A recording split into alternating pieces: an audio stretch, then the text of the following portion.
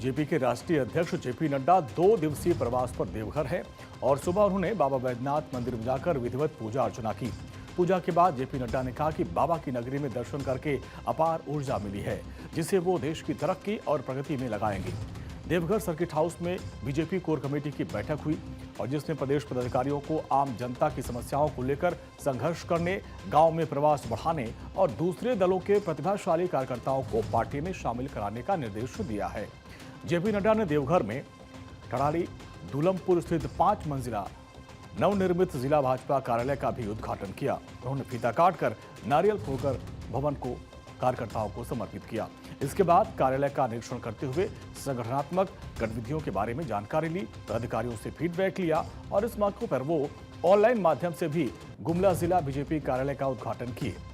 नए कार्यालय के लोकार्पण से भाजपा संथाल क्षेत्र में संगठन के विस्तार को अहम कड़ी मानी जा रही है।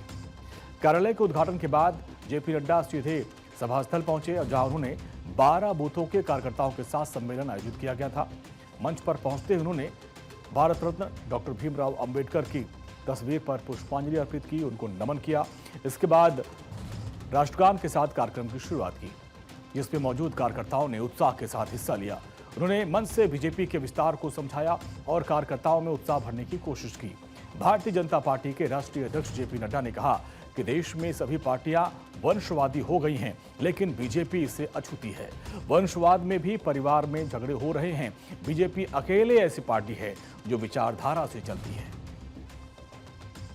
भारतीय जनता पार्टी अकेली पार्टी है जो विचारनिष्ठ पार्टी है, वैचारिक पार्टी है, अकेली पार्टी है। कोई पार्टी विचारनिष्ठ नहीं है। कांग्रेस पार्टी का आजादी के बाद विचारों में जो डाइल्यूशन आया, जो उनमें गिरावट आई, वो न सेंटर के रहे, न लेफ्ट के रहे, न राइट के रहे, किसी के नहीं रहे। बाकी सारी पार्टियां वंशवाद पार्टियां हो गई और वंशवाद में भी परिवार में झगड़े हो गए। कोई टिक नहीं पाएगा। लेकिन अकेली भारतीय जनता पार्टी है जो आइडियोलॉजिकल पार्टी है, विचारनिष्ठ पार्टी है। जेपी नड्डा ने गर्व के साथ मंच से बताया कि हम मास बेस्ड पार्टी हैं। आज हमारे 240 सांसद हैं, 103 राज्यसभा में सांसद हैं, देश भर में 1654 विधायक हैं, सैकड़ों मेयर, डिप्टी मेयर, हजारों काउंसलर हैं। आपको जानकर खुशी होगी कि बीजेपी और एनडीए देश के 20 राज्यों में राज कर रही है। 13 राज्यों में अकेले बीजेपी की सरकार है और जल्द ही ये नंबर 14 और 15 तक पहुंच जाएगा।